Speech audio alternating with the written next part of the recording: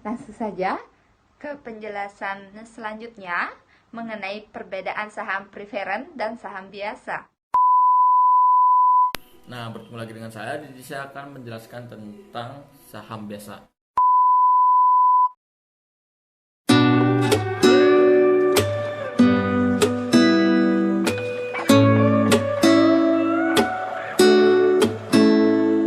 It's you, it's always you. If I'm ever gonna fall in love, I know it's gonna be you.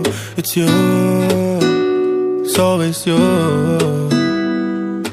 Met a lot of people, but nobody feels like you. So please don't break my heart, don't tear me apart. I know how it's. Halo teman-teman, selamat pagi, siang, dan malam. Sebelum kalian mendengarkan presentasi dari saya, mohon ya persiapin alat tulisnya. Perkenalkan, nama saya Nikoma Oktayipita Sukraningsih dan rekan saya Gede Rizky Widana. Di sini saya akan menjelaskan tentang penilaian saham. Mari kita tengok sejenak negara tercinta, Indonesia.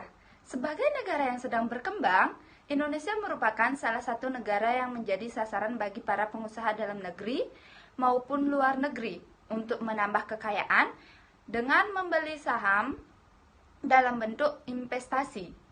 Suatu perusahaan dapat menjual hak kepemilikannya dalam bentuk saham. Jika perusahaan yang satu kelas saham saja, saham ini disebut dengan saham biasa. Untuk menarik investor potensial lainnya, suatu perusahaan mungkin juga mengeluarkan kelas lainnya. Dari saham yang biasa disebut dengan saham preferen. Saham preferen mempunyai hak-hak prioritas dari saham preferen, yaitu hak atas dividen yang tetap dan hak terhadap aktiva jika terjadi likuiditas. Sehingga dari latar belakang yang ada akan muncul beberapa masalah. Yang pertama, apa pengertian saham? Yang kedua, apa pengertian nilai saham? Yang ketiga, apa pengertian saham preferen dan saham biasa? Yang keempat, bagaimana perbedaan saham preferen dan saham biasa? Yang kelima, pendekatan apa yang digunakan untuk menentukan nilai saham? Baik, langsung saja ke pembahasan yang pertama, yaitu pengertian saham. Ada beberapa ahli menjelaskan tentang pengertian saham. Yang pertama, menurut Sabto tahun 2006 halaman 31 menjelaskan saham adalah surat berharga yang merupakan instrumen bukti kepemilikan atau penyertaan dari individu atau institusi dalam suatu perusahaan. Sedangkan menurut istilah umumnya, saham merupakan bukti penyertaan modal dalam suatu kepemilikan saham perusahaan.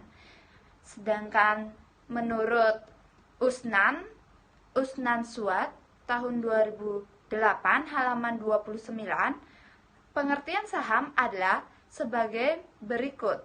Saham adalah secari kertas yang menunjukkan hak pemodal, yaitu pihak yang memiliki kertas tersebut untuk memperoleh bagian dari prospek atau kekayaan organisasi yang menerbitkan sekuritas tersebut, dan berbagai kondisi yang memungkinkan pemodal tersebut menjalankan haknya.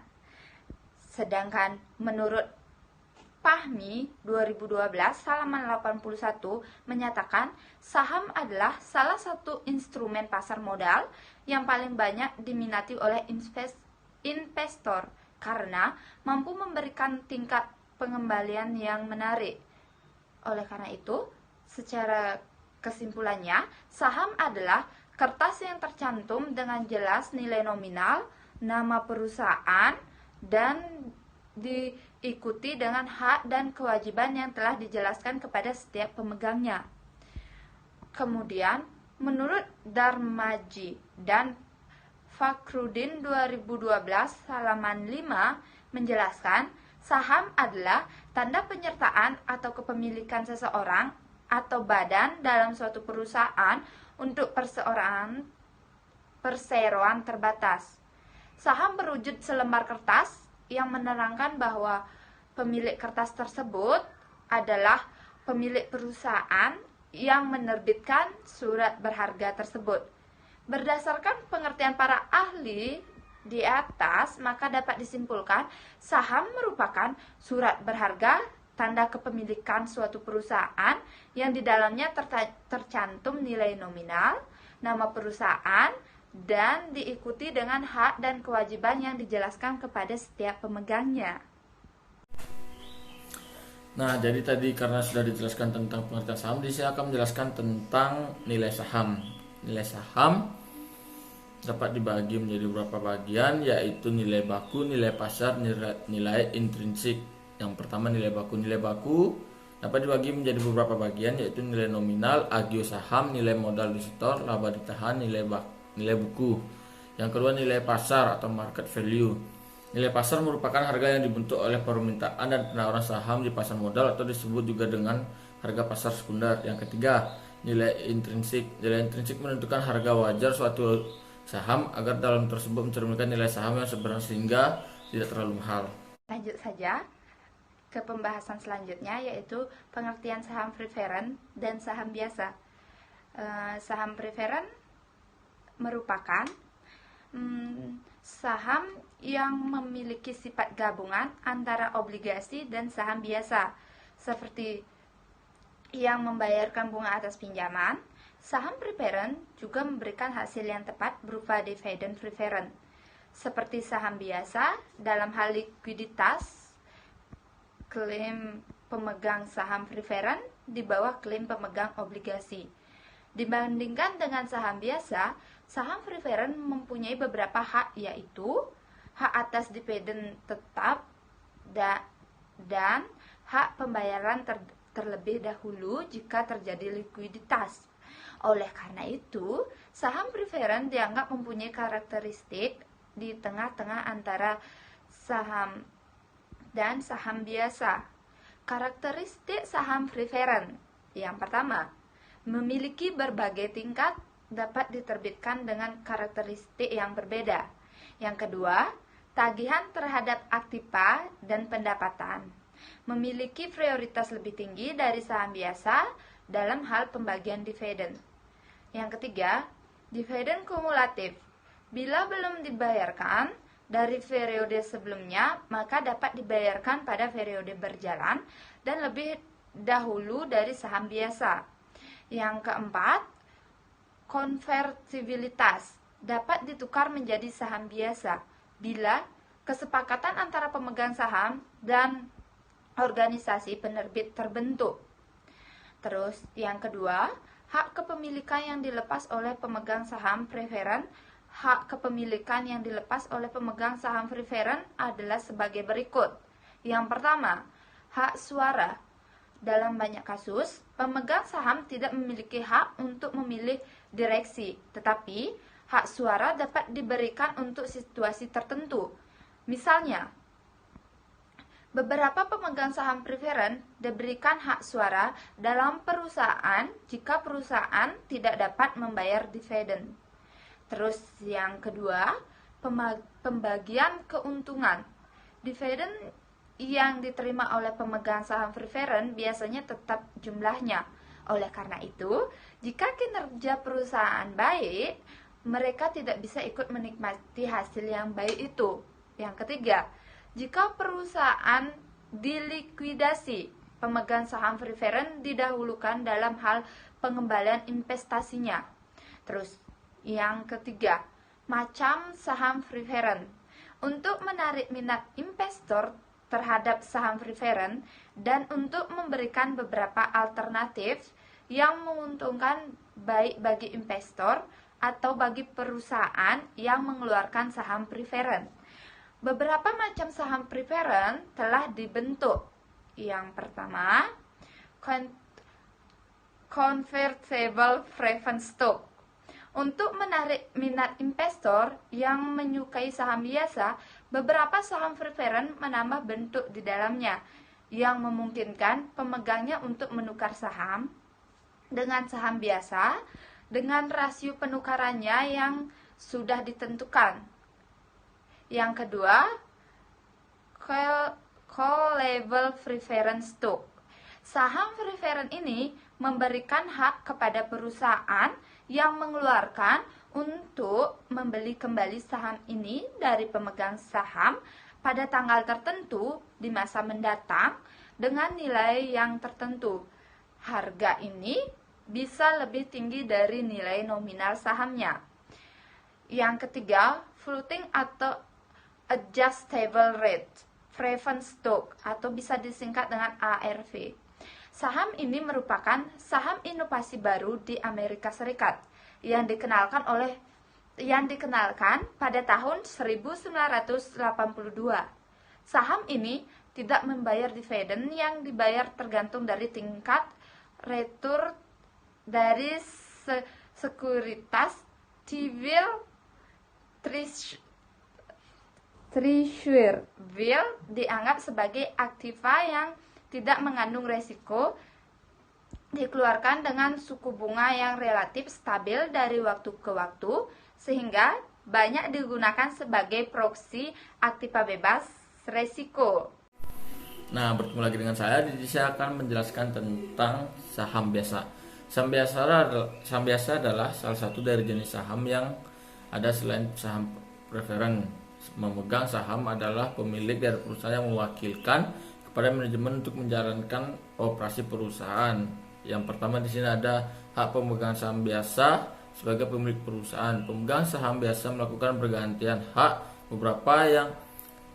beberapa hak yang dimiliki oleh pemegang saham biasa adalah sebagai berikut: hak kontrol, hak penerima, pembagian keuntungan, hak primitif. Yang kedua adalah ada pembagian jenis pasar saham biasa. Dengan meningkatkan modal dari hasil penjualan saham, maka perusahaan dapat menjalankan kegiatan operasional dari modal yang dapat tersebut.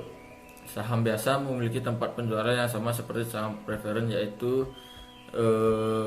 di primary market atau pasar primer. Yang kedua, secondary market atau pasar sekunder.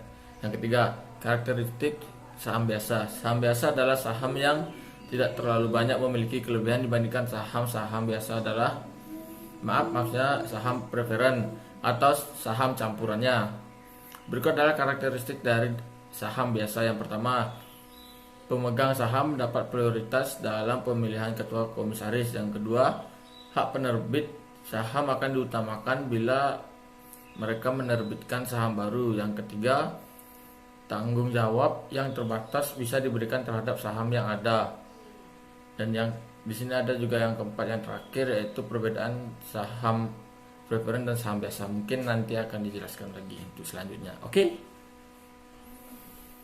Langsung saja ke penjelasan selanjutnya mengenai perbedaan saham preferen dan saham biasa.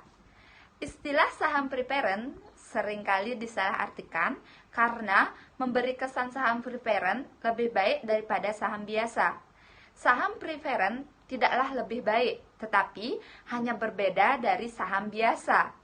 Dalam kenyataannya, cara terbaik untuk memandang saham preferen adalah bahwa pemegang saham preferen melepaskan berbagai hak kepemilikan guna mendapatkan beberapa perlindungan yang biasanya dinikmati oleh kreditur.